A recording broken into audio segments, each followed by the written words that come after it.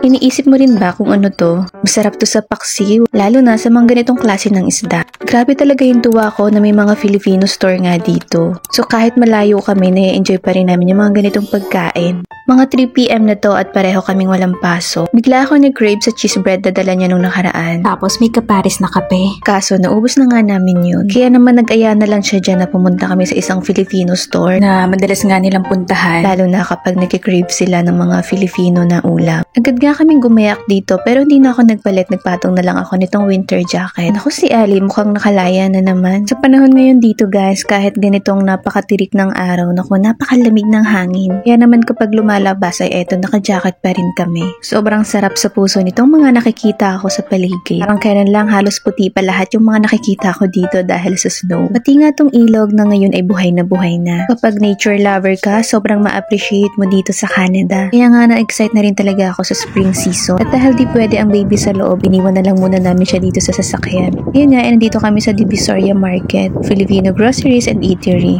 Via Google Map lang din nila nalaman na meron palang Filipino store dito. Pwede rin mag-send ng money sa Pinas dahil meron din sila dito ang Western Union. Cheese bread nga lang yung pinunta namin dito pero nagpabudol na rin kami at ang dami rin naming nabili. Okay na rin naman para hindi lugi sa biyahe at talaga namang mapapadampot ka talaga. Lalo na kapag medyo matagal ka na hindi nakakauwi ng Pinas tapos makakakita ka ng mga ganito. Naku, sorry Lord. It's a kind of relief yung makita yung mga kinahiligan mong pagkain. Meron nga rin sila nitong sito. Tapos dito meron sila mga Goldilocks cake. And over here, andito yung kanilang mga seasonings, mga pangsigang. Napakadami talaga para ka na rin umuwi ng Pinas. Di ko pa nga to lahat nakunan dahil na deadbat na nga yung cellphone ko. Meron din sila dito iba't ibang klase ng isda, tulingan. Kabalik nga namin ng sasakyan ay hindi nga kami nakatiis na hindi agad kumain nitong dinuguan. Iba't iba rin yung putahe nila sa araw-araw at tatimingan nga namin tong dinuguan. Minsan meron din silang sisig at napakasarap. Basta pagkain ay talagang nagkakasundo kami. On our way back ay eto, dumaan kami dito sa favorite spot niya kapag gusto niya mag-enjoy sa ilog. Dagat nga ang tawag niya dito. Imagine nyo na lang kung green lahat ng nakikita nyo. Diba? Ang sarap ng sa mata. Pero pagkababa nga namin dito ay hindi namin kinaya yung lamig. Kaya hindi na muna kami tumuloy sa paglalakad. Abangan nyo yung pagbalik namin dito ha kapag medyo mas mainit na.